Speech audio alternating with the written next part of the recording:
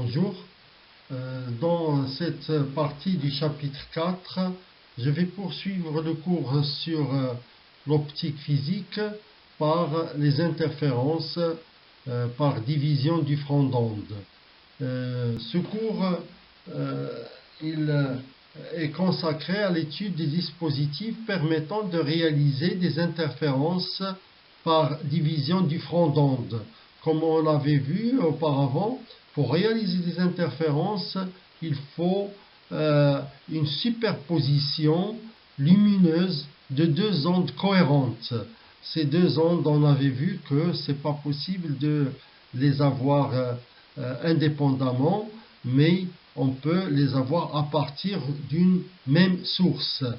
Alors, à partir d'une même source, on peut réaliser soit une division du front d'onde, soit une division d'amplitude. Le chapitre prochain il sera consacré à la division d'amplitude et le chapitre actuel à la division du front d'onde.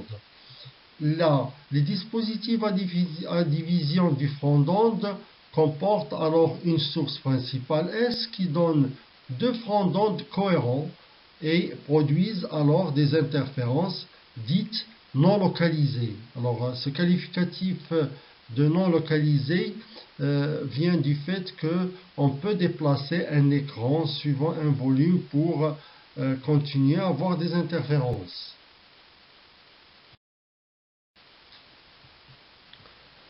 Les trous de Young, montage de base.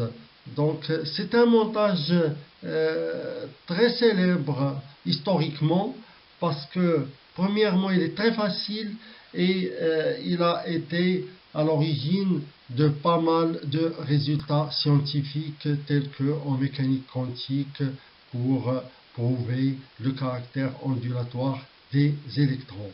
Alors, on revient aux ondes lumineuses.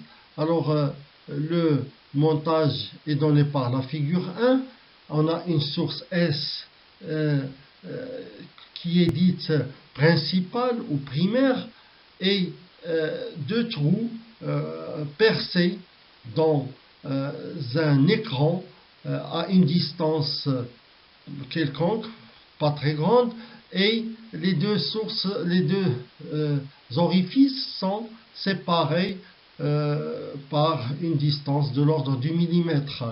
Alors, on place un écran E ici à une distance grande D et on voit que le faisceau lumineux issu de S va se partager en deux faisceaux issus l'un de S1 et l'un de S2.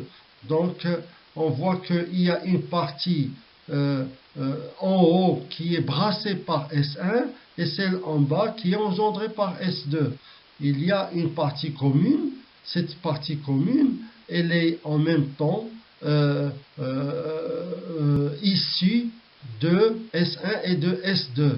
Alors c'est là où les phénomènes d'interférence se produisent parce qu'il y a superposition de deux ondes en un même point. Donc les deux sources S1 et S2 sont cohérentes et vont pouvoir donner des interférences. Ces sources, ils sont réels parce qu'ils sont effectivement situés sur le rayon lumineux. Donc par la suite, on va faire un calcul détaillé, notamment pour la différence de marche. Calcul de la différence de marche. Le schéma un peu simplifié, donc on va extraire deux rayons qui vont sortir de S1 et de S2 et qui vont se rencontrer en M. M est supposé être dans la partie doublement hachurée ou coloriée dans la figure précédente. Donc, ici, on a une distance grande D qui sépare le plan des deux sources et l'écran. Et on suppose que les sources S1 et S2 sont séparées d'une distance petit a. S, comme on a dit, elle est dans la médiatrice. Donc, la différence de marche est donné par la différence des deux chemins optiques, c'est-à-dire SS2M et SS1M. Donc SM2 moins SM1. Donc on va la décomposer, c'est SS2 plus S2M moins SS1 moins S1M par symétrie, puisque S se trouve dans la médiatrice de S1, S2, alors SS2 est égal à SS1, par conséquent, il ne nous reste plus que S2M moins S1M. Alors là, on va faire appel aux règles très élémentaires de la géométrie, donc le théorème de Pythagore dans le triangle S2M et puis après la projection de S2 sur l'écran. Donc ça va donner S2M au carré égale D au carré plus, entre parenthèses, X plus A sur 2, le tout au carré. Donc X c'est la distance entre l'axe des Z et M, c'est-à-dire X c'est la cote de M sur cet axe. Et puis après, on a OS1 égale OS2 égale petit a sur 2. Donc, dans un premier temps, le théorème de Pythagore donne S2M au carré égale D carré plus X plus A sur 2 le tout carré. Dans un second, au lieu d'avoir plus, on va avoir moins. Donc, on voit que si on retranche les deux relations, on trouve S2M au carré moins S1M le tout carré égale à 2 alpha de AX. Calcul très simple. Alors, S2M carré moins S1M carré, donc une identité remarquable, donc je la mets sous forme S2M moins S1M facteur de S2M plus S1M. Alors ici, il y a une approximation qui va s'imposer.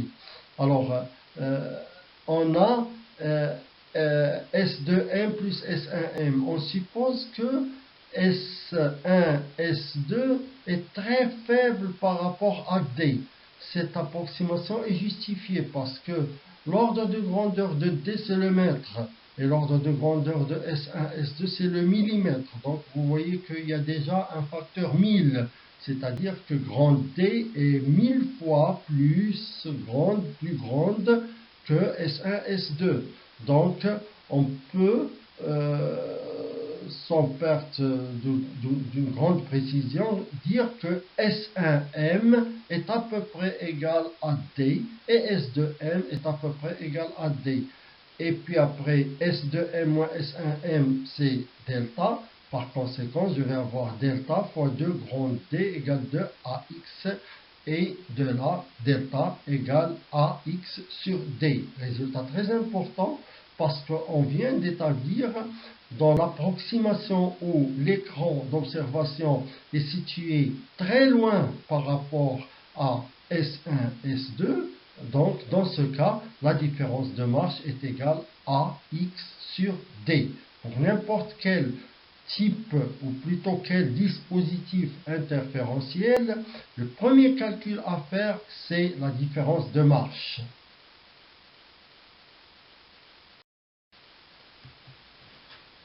Alors, le calcul précédent, les résultats nous ont donné que l'intensité donnée par la superposition de deux ondes lumineuses ayant même amplitude et même fréquence est donnée par 2I0 facteur de 1 plus cos de 2 pi delta sur lambda 0. Cette valeur est, ou plutôt cette expression est valable pour n'importe quel type de deux ondes qui ont la même amplitude et qui interfèrent ou qui se superposent. Donc, dans ce cas, j'ai 2I0 facteur de 1 plus cos de pi delta sur lambda 0. Delta, il dépend de n'importe quel dispositif. Mais alors, dans mon cas, ce delta, il va être égal à AX sur D. Donc, je vais écrire I de M égale 2 fois I0 facteur de 1 plus cos de 2 pi AX sur lambda 0 D. Pour déterminer la figure d'interférence, on doit chercher le lieu géométrique, ou qu'on appelle en général la surface où l'intensité est constante. C'est-à-dire, ici par exemple pour la première, je dis que I de M est une constante lorsque delta est une constante. Donc, indépendamment de comment varie delta en fonction d'autres variables. Alors, quand je vais me mettre pour le cas des trous de Young, donc dire que I est constante, ça revient à dire que delta est constante et alors que X est constante, parce que delta dépend linéairement de X. Alors, quel est le lieu des points où X égale à constante? Donc, le lieu des points où X égale à une constante, c'est tout simplement des droites qui sont perpendiculaires à l'axe S1, S2. Donc, on les appelle des franges. Donc, optiquement parlant, une frange, c'est le lieu géométrique où l'intensité est constante. La figure suivante donne une illustration. Donc, j'ai S1, S2, et alors l'axe des X.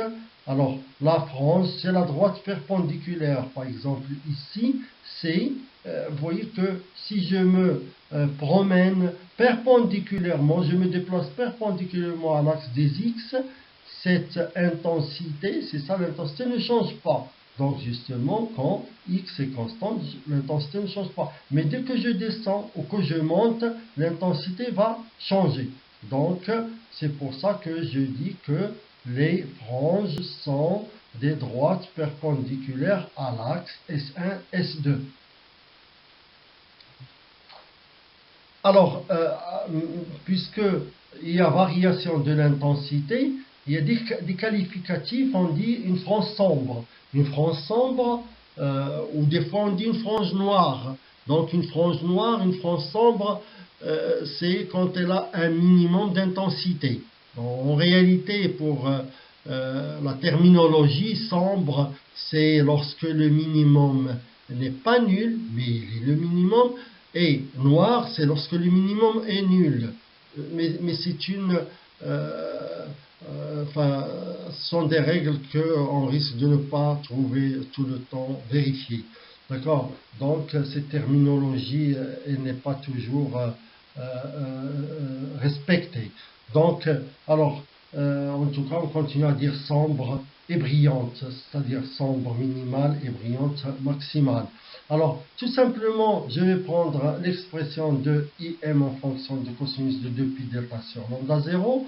Donc, l'intensité est minimale lorsque ce cosinus est égal à moins 1.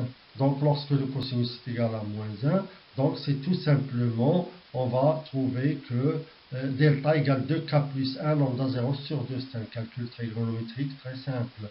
Donc, en remplaçant delta par l'expression trouvée, c'est-à-dire AX sur D, donc delta égale AX indice K. Alors, j'ai indexé le X parce qu'il y a autant de X que de K. Donc, AX indice K sur grand D égale 2K plus 1 lambda 0 sur 2. Et de là, je déduis que XK égale K plus N demi lambda 0 D sur A. Donc, c'est-à-dire que les positions des minima, c'est tous les xk, donc k appartient à z, parce qu'il y a autant de parties en haut que de parties en bas. Donc, ce sont les positions de ces franges sombres. Donc, on va partir en frange brillante. C'est tout simplement encore le cosinus, et je vais dire que c'est lorsque delta égale k lambda 0. Donc, lorsque delta égale k lambda 0, AX indice K sur grand D égale k lambda 0, et je déduis de la même manière que XK égale k lambda 0 D sur A. Donc, on voit ici une chose apparaître, c'est que ici j'ai lambda 0 D sur A, ici lambda 0 D sur A. K plus 1,5 et K. Donc, vous voyez qu'il y a un espacement quelque part qui est régulier. Alors, cette régularité de cet espacement, on va le prouver par ce qu'on appelle l'interfrange. Donc, la définition de l'interfrange notée I est la distance entre deux franges successives de même nature. Donc, quand on dit deux franges successives de même nature, c'est-à-dire de même intensité. la nature d'une onde, elle renvoie à son intensité. Donc si je vais prendre, puisque maintenant je connais la position des franges sombres et la position des franges brillantes, si je vais dire, je vais chercher l'interfrange en utilisant cette définition pour une nature brillante, ça veut dire que je vais dire que delta égale k lambda 0, donc, et de là, comme j'écris, x indice k égale k lambda 0 d sur a. Si je mets quelle est la position xk et la position qui est successive, la suivante ou la précédente, c'est xk plus 1, la précédente, c'est xk moins 1. C'est-à-dire que pour aller d'une frange à une autre, il faut incrémenter le facteur k de 1. D'accord? Donc, alors ça veut dire que xk plus 1 moins xk est égal à i. Donc, et un calcul simple montre que c'est égal à lambda 0 d sur a. Donc, je laisse le soin au lecteur de établir qu'on trouve la même chose si on prend des franges sombres. Donc, c'est une interfrange qui est constante. D'accord? Donc, I égale lambda 0 d sur A. C'est une valeur constante. Ça veut dire que entre une frange brillante et la frange brillante suivante, c'est lambda 0 d sur A. Si je multiplie par 2, je trouve la deuxième, la troisième, etc. Et alors, pour les franges sombres, je trouve la même chose. Donc, ça veut dire que je vais avoir une figure régulière, c'est-à-dire des maxima, des minima, des maxima, des minima qui sont bien régulières. Donc, alors, je trouve ces maxima régulièrement espacés. Alors, ici, quand même, je vais marquer un point d'arrêt, c'est que ici, j'ai une intensité, une autre intensité, et je peux trouver du noir. Ça veut dire, c'est ça la particularité d'un phénomène ondulatoire, c'est-à-dire que dans le domaine optique, on dit que la lumière plus la lumière peut donner de l'obscurité. D'accord? Donc, c'est un fait historiquement qui a étonné, mais il est réel. Comme on dit aussi, parce que maintenant on traite l'onde, la lumière en tant qu'onde, on peut parler d'onde, par exemple, acoustique. Il a été prouvé aussi que l'interférence de deux ondes acoustiques qui ont d'autres caractéristiques, parce que l'onde acoustique elle est longitudinale alors que l'onde lumineuse elle est transversale, on peut dire que l'interférence de deux ondes acoustiques peut donner un minimum. Et alors, un peu d'une façon spectaculaire, on dit que le bruit plus le bruit peut donner du silence. Effectivement, c'est ce qu'on observe dans des situations bien particulières qui ont même été exploitées afin de diminuer le bruit dans certaines zones urbaines.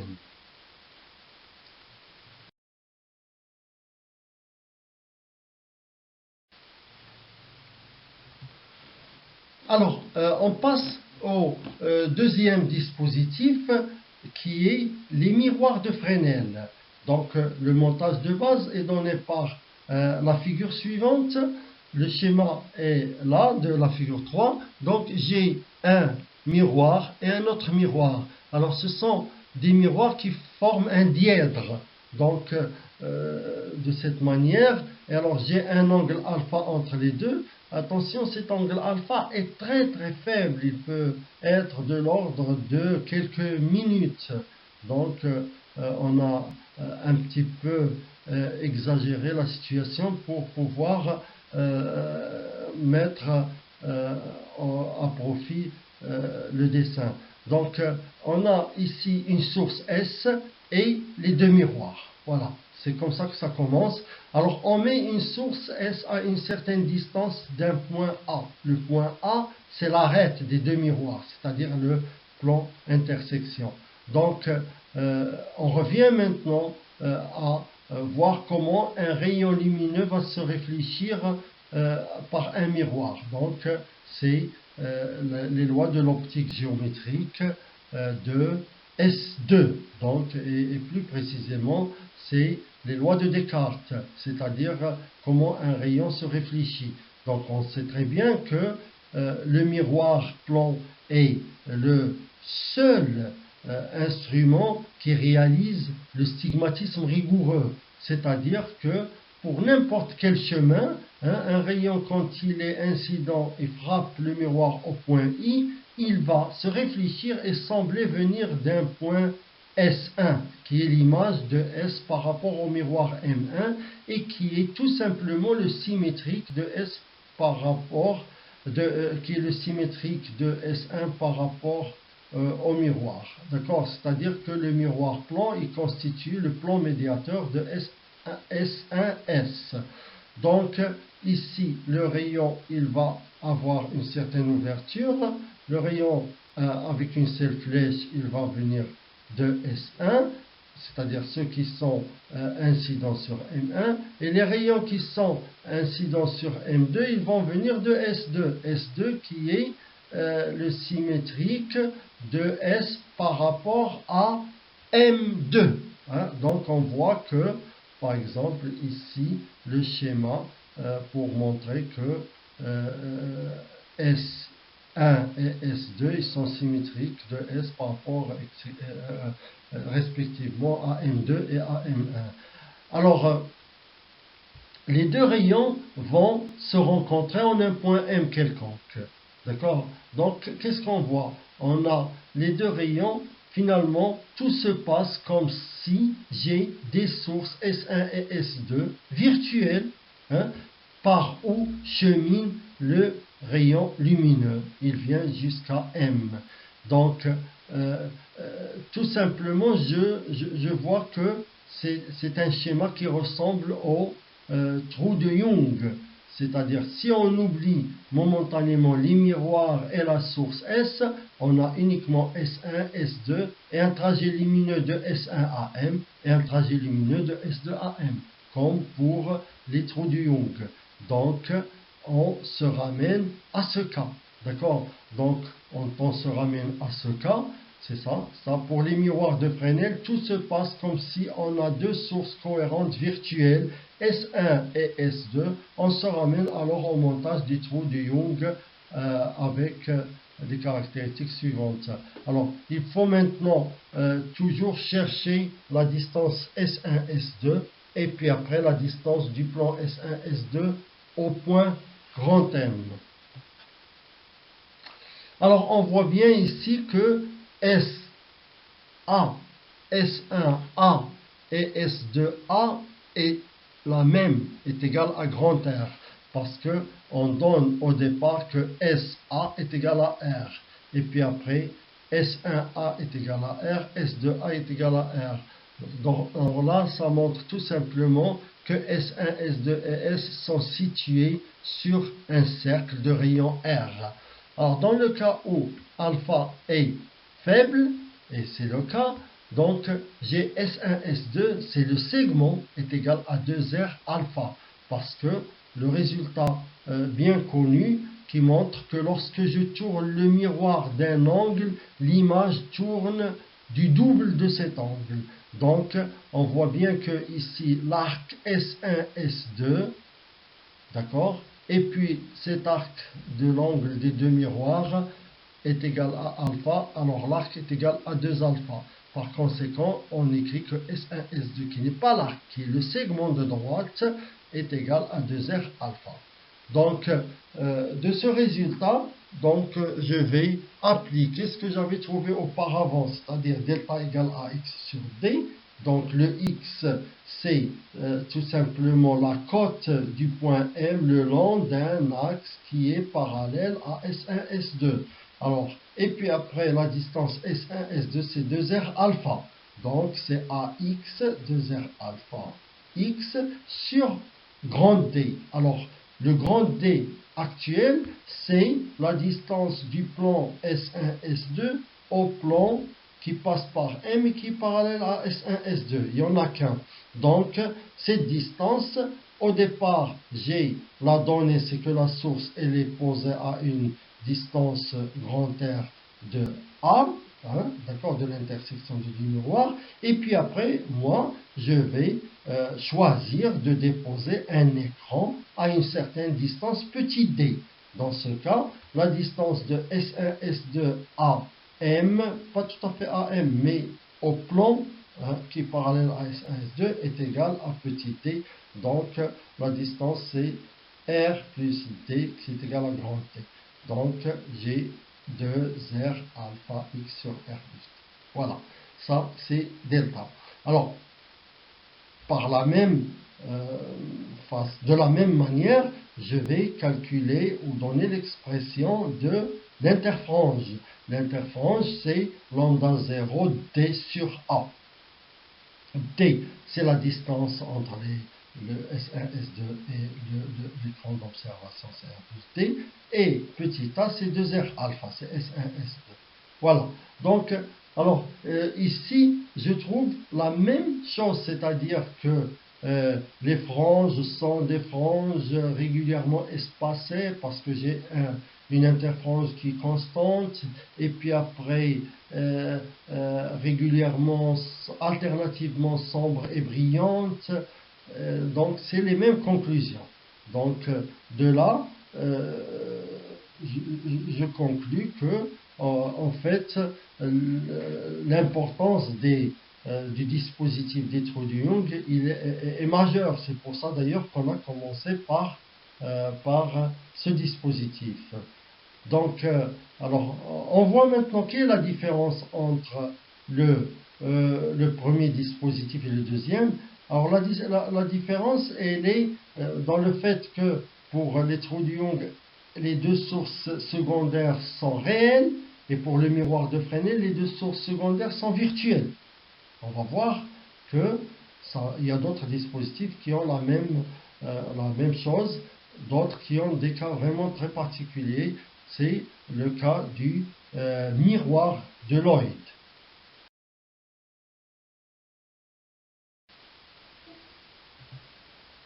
Alors, le miroir de Lloyd, montage de base. Alors, il n'y a qu'un seul miroir. Donc, j'ai ici S, une source, et M, un miroir plan. D'accord? Et je mets un écran. Cet écran, il peut être posé contre le miroir comme il peut être décalé un petit peu. Ce sont des variantes. Donc je ne vais pas rentrer dans ce détail. Donc ça fera l'objet d'exercice. Alors ici, lorsque je vais éclairer, il y a une source S. Donc le rayon lumineux, il va partir de S directement vers l'écran. Et un autre rayon, il va se réfléchir et après partir sur l'écran.